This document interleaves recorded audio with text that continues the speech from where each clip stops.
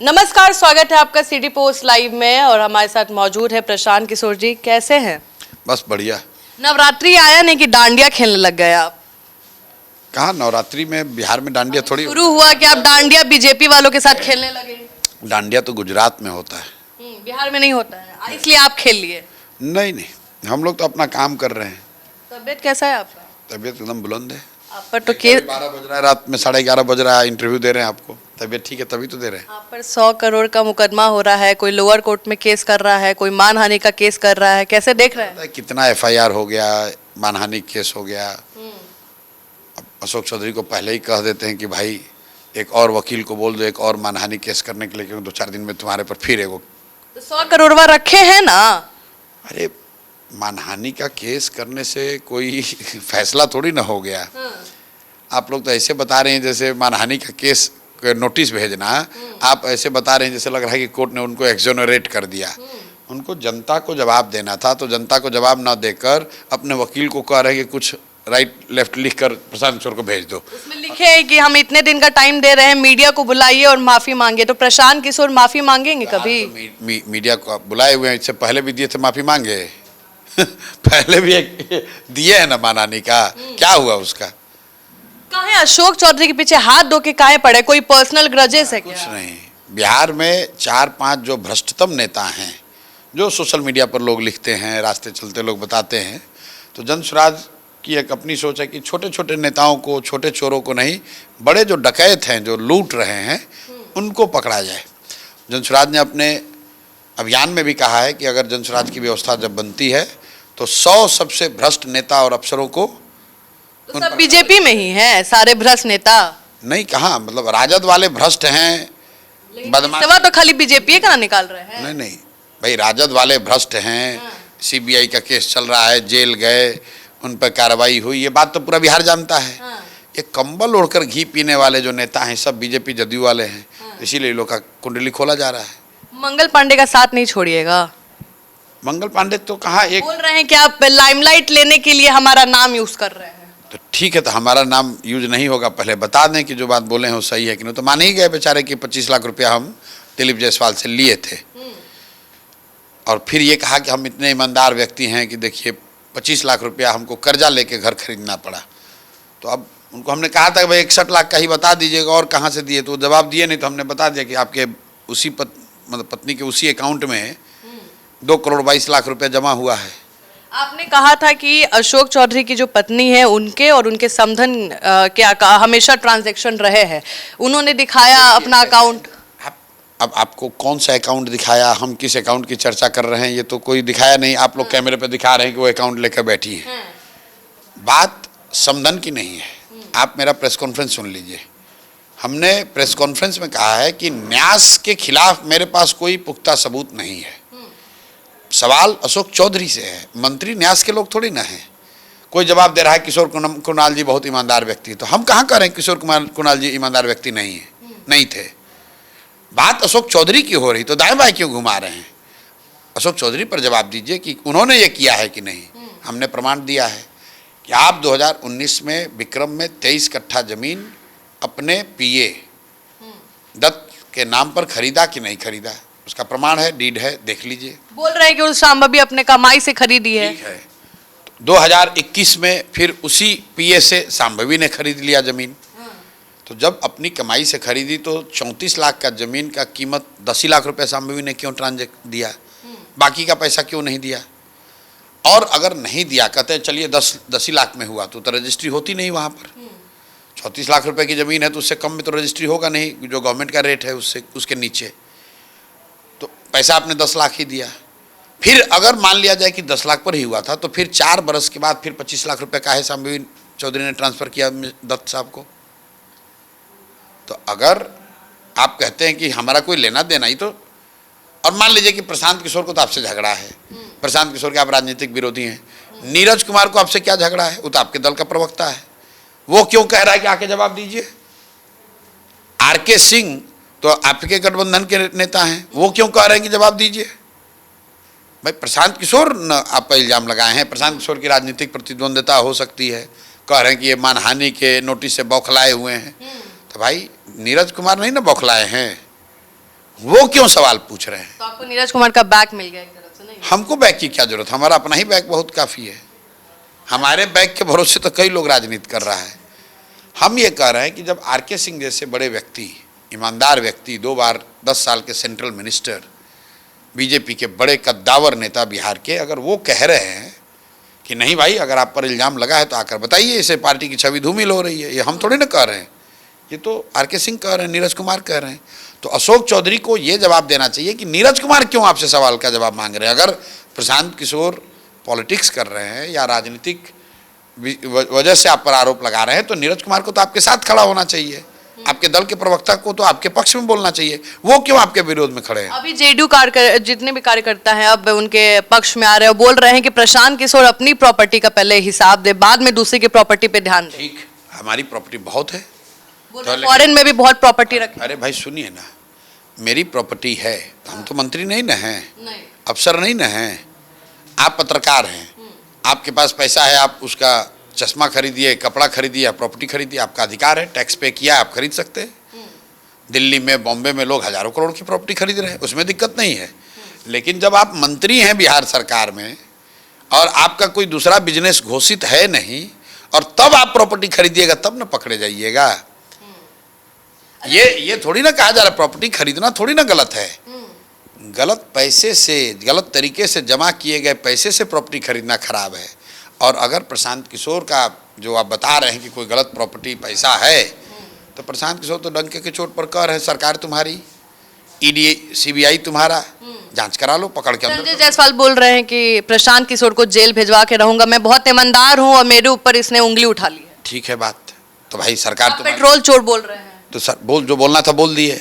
अब उनकी सरकार है, पुलिस उनकी, प्रशासन उनका, जेल भेजवा दे, तो किस बात का इंतजार कर रहे हैं? कोई मुहूर्त निकालने का इंतजार कर रहे हैं? अरेस्ट करवा दें कल, है दम। आपको बिहार का केजरीवाल सब बोल रहा है, केजरीवाल भी यही मॉडल अपनाते थे। मेरे भाई अगर दम है तो अरेस्ट करा लीजिए कल, घबरा क्यों रहे हैं? घबरा भाई, आप कह रहे जेल भेजवा के दम लेंगे, तो कोनो कसरत करने की जरूरत है? हम गलत किए हैं आपकी नज़र में, आप कह रहे हैं गलत किया है, तो पकड़ लीजिए कल। जैसे इंडिया पाकिस्तान को ऐसा टेरर देखता है, आपको बिहार की राजनीति में जो अन्य दल है वो आपको ऐसा टेरर देखते हैं। आपके बारे में बात होता है तो जीतन राम मांझी हाथ जोड़ लेते हैं, बोलते हैं वो बड़ा आदमी है, उन पर हम नहीं बोलेंगे। मंगल पांडे बोलते हैं हम बोलना सही नहीं समझते। दिलीप जायसवाल बोलते हैं हम दूसरे के काम में दखल नहीं करते। काहे इतना डरा के रखे हैं, मतलब डराने के लिए आए हैं? हमने नहीं डराया है, इन नेताओं के अपने कुकर्मों से ये डरे हुए हैं। आप गलती कीजिएगा तो आपको तो डर तो लगेगा ही, क्योंकि आपको मालूम है कि कल होके बात खुल जाएगी तो हमारा मिट्टी पलीद हो जाएगा। अब सम्राट चौधरी पर अगर हत्या का आरोप है, वो जेल में रहे हैं, तो अब मुरेठा बांधने से जान थोड़ी बचेगा। मुरेठा तो खुल गया ना, तो अब फिर बन जाएगा। भाई अब जेल गए थे हत्या के आरोप में, अब फिर आपने डॉक्यूमेंट लगाया कि हम नाबालिग हैं, इसलिए कोर्ट ने राहत दी कि भाई ये नाबालिग है, इनको बाहर छोड़ दिया जाए।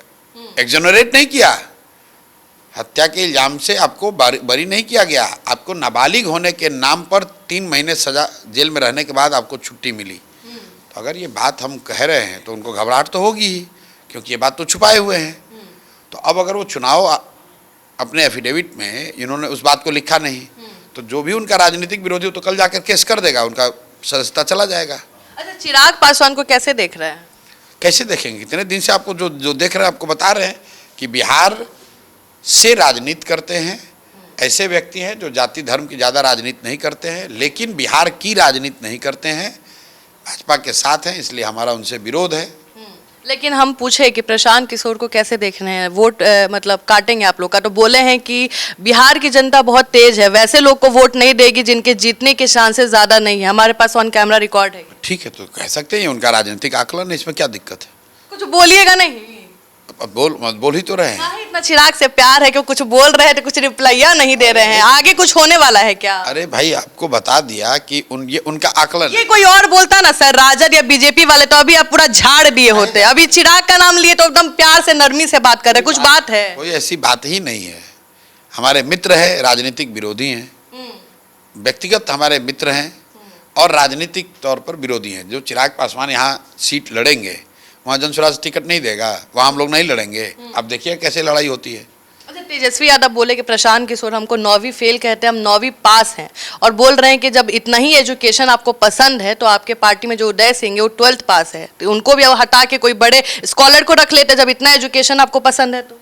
भाई तो मतलब ये क्या कह रहे हैं कि एजुकेशन पसंद नहीं होना चाहिए? मतलब एजुकेशन पे आप जो सवाल उठाते हैं उस पे बोला है। तेजस्वी यादव क्या कह रहे हैं कि एजुकेशन शिक्षा पसंद नहीं होना चाहिए? इससे उनका कहना है कि एजुकेशन इंपॉर्टेंट है, लेकिन हमारा कुछ रीजन था जिसके वजह से हम आगे पढ़ाई नहीं कर पाए। तो अभी से कर लीजिए। तो अब राजनीति में आ गए हैं, सीएम बनने का मन हो गया तो अब पढ़ाई करने बैठेंगे। बिल्कुल कर लेना चाहिए, पढ़ाई का कोई उम्र थोड़ी है। तो वो फिर उदय सिंह पे भी तो टॉन्ट मार रहे हैं। भाई वो उदय सिंह अपना जवाब देंगे। उदय सिंह जी ने उसका पूरा जवाब दिया कि उनकी परिस्थिति क्या हुई, कौन बीमार पड़ गया, क्या किया। ऐसा थोड़ी है कि तेजस्वी तो कह रहे हैं हम क्रिकेट खेलने का हमारा मन हो गया था, पढ़ाई छोड़ दिए तो फिर पिताजी का विरासत मिला तो खेल रहे हैं। अच्छा, तो एक बार को आप मान लीजिए कि तेजस्वी यादव के, तो उदय सिंह बिहार के मुख्यमंत्री होने का दावा नहीं ना कर रहे हैं। नहीं। बिहार का मुख्यमंत्री हम होंगे, ये कौन कह रहा है? तेजस्वी यादव कह रहे हैं। तो बिहार की जनता पूछ रही है कि भाई हमारे ये आदमी अगर हमारे होंगे, मुख्यमंत्री होने का दावा कर रहे हैं, तो इनका क्रेडेंशियल चेक किया जाएगा, उनकी काबिलियत को देखा परखा जाएगा। उदय सिंह जी ये नहीं ना कह रहे हैं कि हम बिहार के मुख्यमंत्री होंगे। वो कहेंगे तो उनकी भी योग्यता पर टीका टिप्पणी होगी, सही होगा गलत होगा, लोग उनके पक्ष में विपक्ष में बोलेंगे। तेजस्वी यादव ना बोल रहे हैं कि हम मुख्यमंत्री बनेंगे। बिहार में दूसरा कोई व्यक्ति नहीं कह रहा है कि हम मुख्यमंत्री बनेंगे। नीतीश कुमार भी नहीं कह रहे हैं, तेजस्वी यादव कह रहे हैं हम बनेंगे। क्या लग रहा है आपको? क्या लग रहा है तेजस्वी यादव का क्या रहेगा स्टैंड? क्योंकि अब तो कांग्रेस भी आग दिखा रही है, बोल रही है इतना सीट दो, नहीं तो हम तो बोलेंगे ही नहीं कि सीएम हो तुम। तीसरे नंबर पे रहेंगे। पहले नंबर पे जन स्वराज, दूसरे नंबर पे एनडीए। अच्छा सुनिए, पहले आपको पहले राजद वाले बोलते थे कि आप बीजेपी के एजेंट है, अब बीजेपी वाले बोल रहे कि राजद के एजेंट है। एमवाई पे नहीं ध्यान दे रहे, सारा जितना सोनवा जाती है सब ओकरे पे ध्यान दे रहे हैं प्रशांत किशोर। अब देखिए, आप तो खुद ही आंसर कर रही हैं। जवाब हम आपके मुंह से सुनना चाह रहे हैं। उससे क्या, आपने तो जवाब दे दिया। मतलब आप स्वर्ण जाति पे टारगेट कर रहे हैं। आपने जवाब दे दिया कि पहले भाजपा वाले खुश हो रहे थे कि महागठबंधन का वोट कट रहा है, अब महागठबंधन वाले खुश हो रहे हैं कि भाजपा का वोट कट रहा है। भाई दोनों का वोट कट रहा है, और इतना कट रहा है कि दोनों कट के साफ हो रहे हैं। आपने एक इंटरव्यू में कहा था कि अगर आपको कभी साथ देना हो तेजस्वी या नीतीश कुमार का, तो आपने बोला ऑलवेज नीतीश कुमार। साथ नहीं, तो ये कहा गया दोनों में बेहतर मुख्यमंत्री कभी गठबंधन, अभी मान लीजिए कि अगर ऐसा मतलब करिएगा ही नहीं। अब कुछ भी मान, आपके कहने से नहीं ना मान लेंगे। सवाल ये पूछा गया कि नीतीश कुमार और तेजस्वी यादव में कंपैरिजन करके बताइए कौन बेहतर। तो मैंने कहा कोई कंपैरिजन ही नहीं है। नीतीश कुमार ने जब भी बिहार का इतिहास लिखा जाएगा इस कालखंड का, तो नीतीश कुमार को ऐसे व्यक्ति के तौर पर देखा जाएगा जिसने बिहार को सुधारने का प्रयास किया। जितनी उनसे आशा अपेक्षा थी उतना नहीं हुआ। एक उनके कालखंड को दो भाग में देखा जाएगा कि पहले कालखंड में 7-8 बरस कुछ सुधार हुआ, दूसरा कालखंड ये देखा जाएगा कि वो राजनीतिक मजबूरियों में या अपने गलती की वजह से उन्होंने बिहार अपनी जो कमाई हुई जमा पूंजी थी वो गंवा दिया। लेकिन नीतीश कुमार को बिहार को लूटने वाला, बिहार को बर्बाद करने वाला नेता के तौर पर नहीं देखा जाएगा।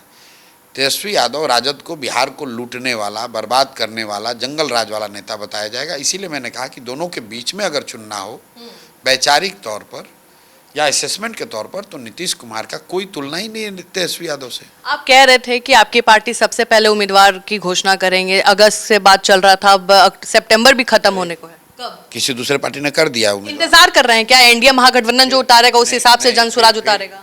अब यही बात है, किसी दूसरे पार्टी ने उम्मीदवार की घोषणा की है। लेकिन आपसे तो उम्मीद था ना, आप बोले थे ना। अच्छा। सबसे पहले हम करेंगे, अभी भी कह रहे हैं। अगर सबसे पहले नहीं किया तब ना आप कहिएगा कि आपने कहा था नहीं। सूचियां तैयार है नहीं? बिल्कुल रेडी है। मतलब सारे सबके कैंडिडेट के बन रेडी है, अब जारी कर देंगे। अभी भादों का महीना चल रहा था, अब नवरात्र चल रहा था। हाँ, तो बस यही समझ लीजिए।